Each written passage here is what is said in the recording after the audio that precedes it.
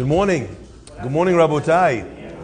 Welcome back to breakfast in the class after the summer where we shift from Tuesday and Thursdays back to the daily. Baruch Hashem, we'll looking forward to another year, another season of tremendous growth together.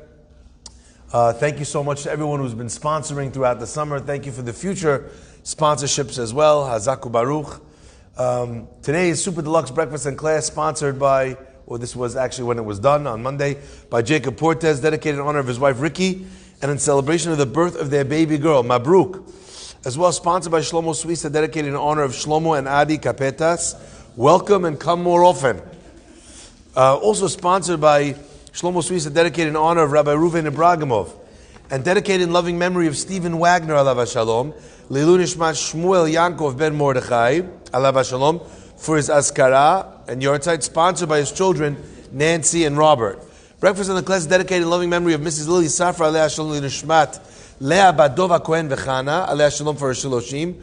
Her philanthropy has reached so many throughout the entire world. And finally, the week of Cold Brew is sponsored by David E. Ash in honor of you and your substantial capacity to do good today and every day. My friends, our parasha begins with the words Ki tetze lemilchama al oyevecha. When you go out to war against oyevecha, against your enemies. And the commentators ask, what does this mean, oyevecha, your enemies plural?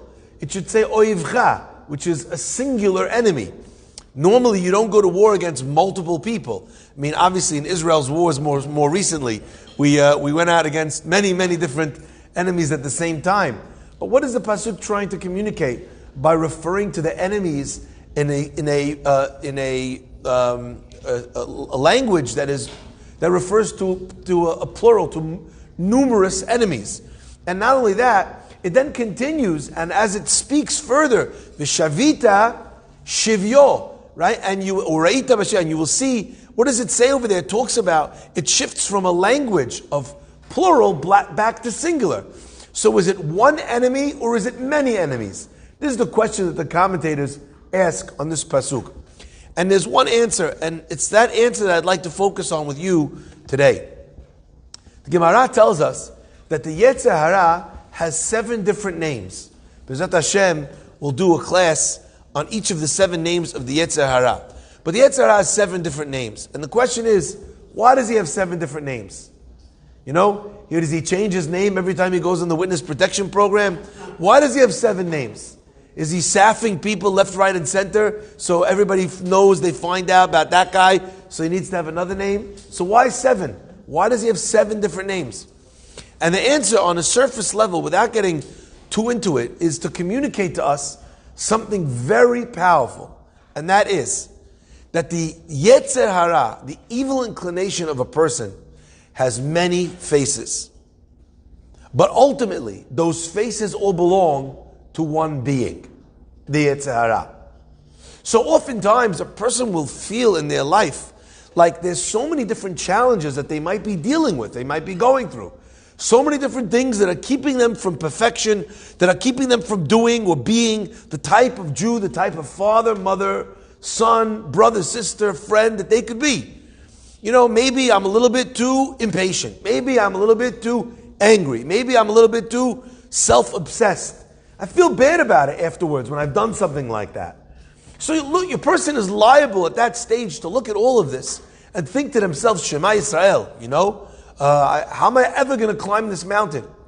But the Torah tells you, I want you to understand, these many enemies, Ki tetze lemilchama al oyevecha, when you start waging war against these many enemies, you know what you wind up discovering? It's really one enemy. There's 9 million terrorist organizations. But ultimately, the funding and the weaponizing of all those different terror groups, it boils down to very, very few major terrorist sponsors. Now, initially, when you start going in that war, you start waging that battle, you think, oh, there's this one, and there's this one, and there's this one. It's the only difference between them is the name. You then look at the weapons they're carrying, the guns and the bombs that they're shooting, the missiles that they're firing, and you very quickly realize they all got it from Iran. You understand what I'm saying? Suddenly, when you identify that there's really only one true enemy, underlying enemy here, then a person is capable of focusing all their firepower at one place. They recognize that this is the danger. The danger is the Yetzer Hara. All these different faces, they're different faces of the same enemy. This plural is actually, in truth, singular. I want to share with you an interesting Gemara. The Gemara tells us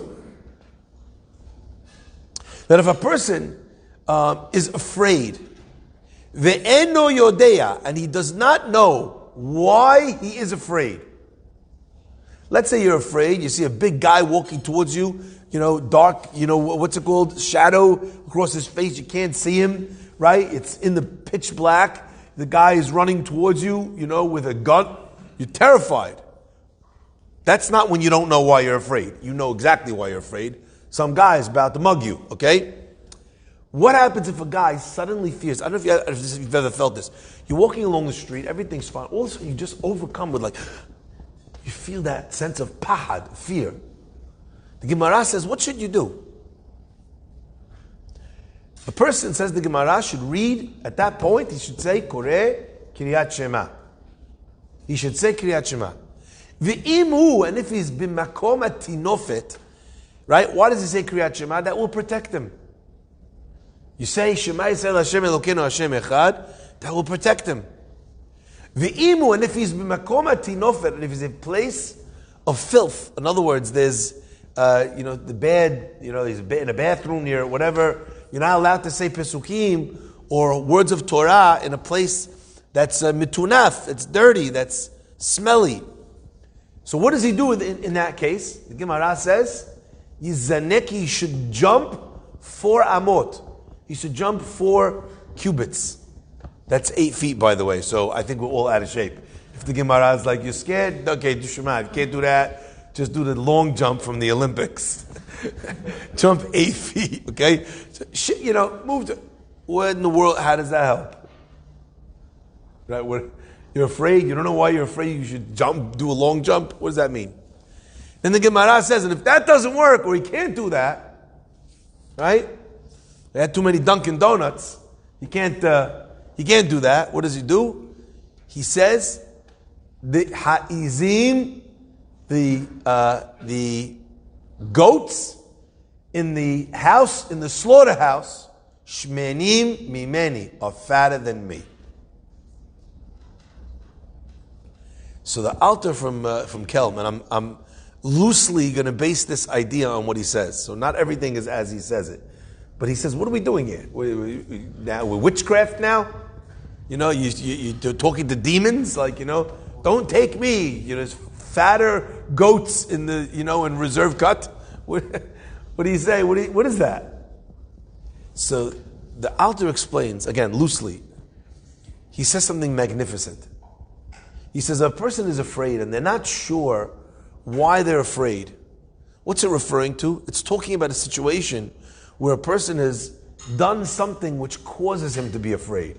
Like we saw in last week's parasha, when it says if there's a person who's afraid of war, and he's soft-hearted, it says the Gemara, why is he afraid? Min ha'averot shebiyado. He knows he's done enough averot that he doesn't really deserve protection. He doesn't deserve a good life. He doesn't deserve biracha at work, at home. He's afraid because he knows, you know what, he hasn't been all that good lately. So what does he do? Says the Gemara, Koreh Kiryat Shema. He reads Kiryat Shema. If you're stuck in a place where you're not doing mitzvot, where you're not protecting yourself from averot, says the Gemara, how am I supposed to solve that? If I'm afraid of where I am, I have the days of judgment coming up. Hashem's going to decide if He's going to give me a good year or a bad year. I'm afraid with where I'm at. What should I do? He answers, work on your emunah. If you truly felt that there was no other power in this world but God, which is what Shema Yisrael teaches, then what could tempt you?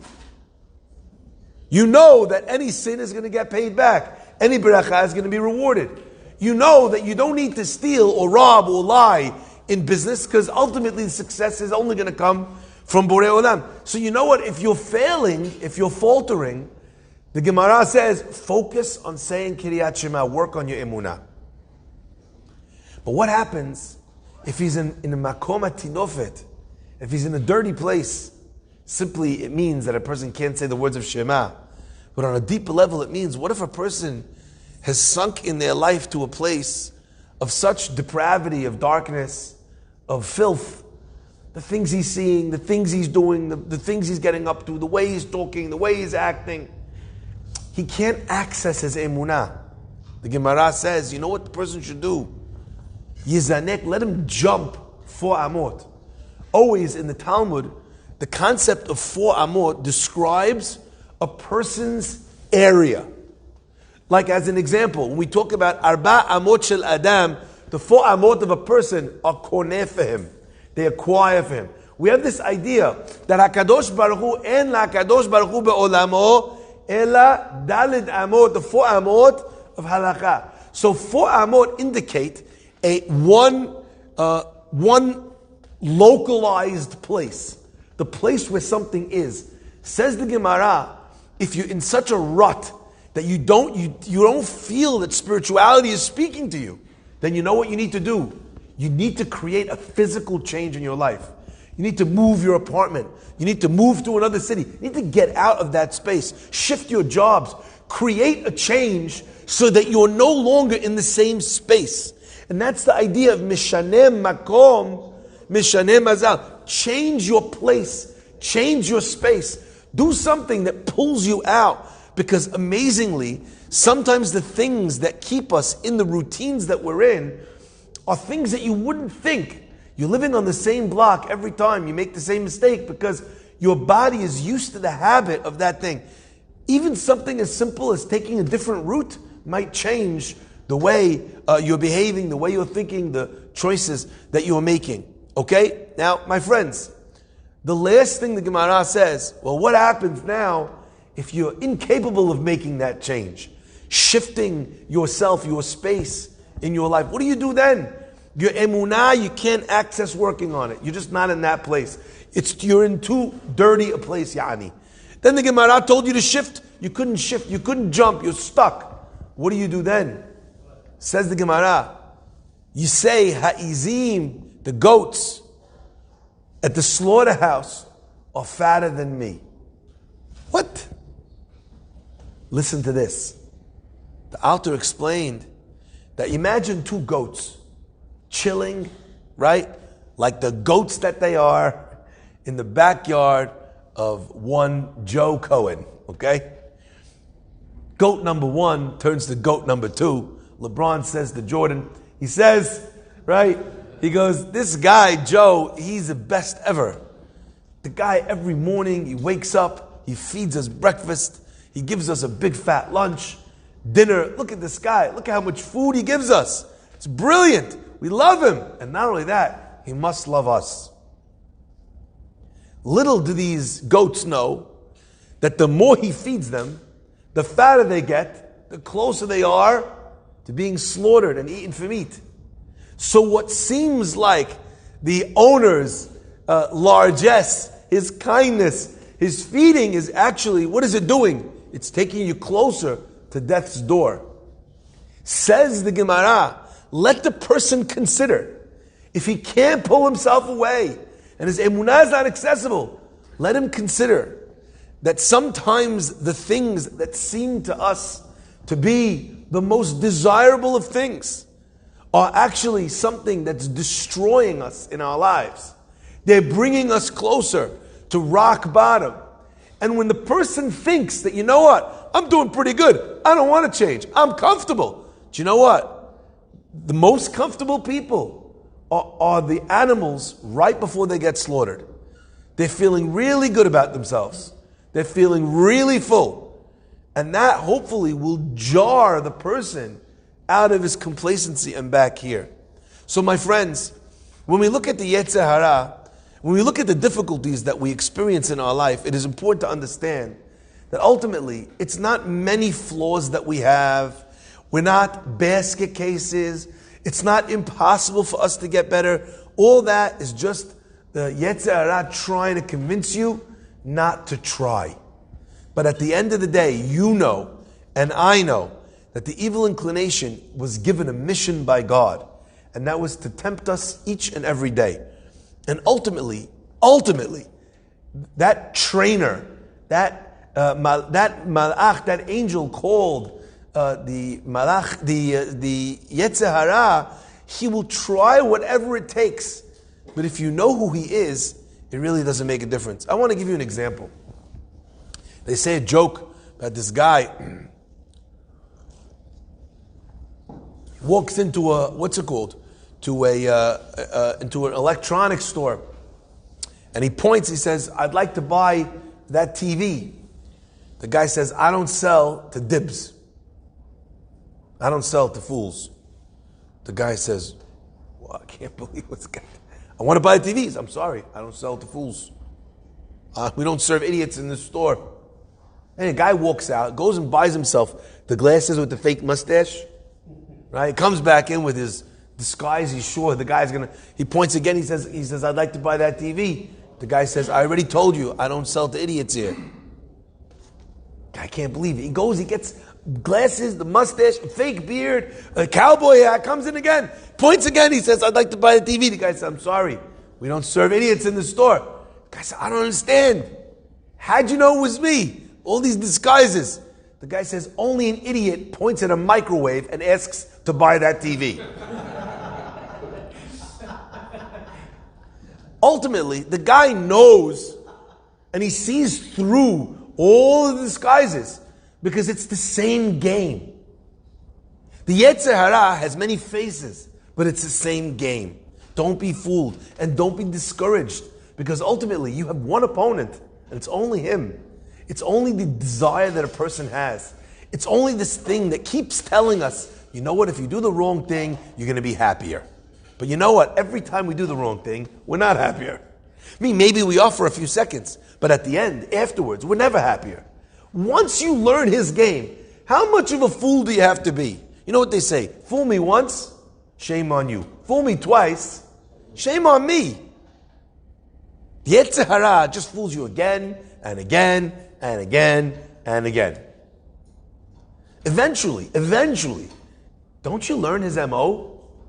Don't you know when he tells you, like, we're going to order dessert, but we're only going to have one piece. A little piece, just a little taste of it, and you eat the whole dessert. Then the next night you go out somewhere else, it's a different dessert, by the way. But you order it, you come, only a little bit, I want to watch my weight now. And I've got to fit into my wedding suit. Only one bite, eats the whole thing. The third night, the fourth night, the fifth. Don't you eventually realize that the name of the game is not ordering dessert? Because he's always going to tell you, order the dessert, you only have one bite. And you never have one bite, because once you pop, you can't stop. Are we clear? Eventually, the line doesn't work on you.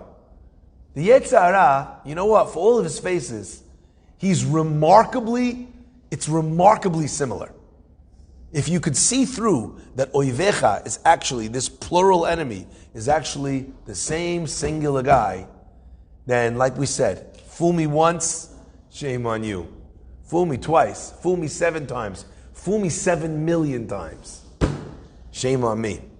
Hashem should bless us to be able to see through the shenanigans and the fake mustaches and the beards and the cowboy hats and recognize that ultimately it's the same idiot showing up on our doorstep each and every day.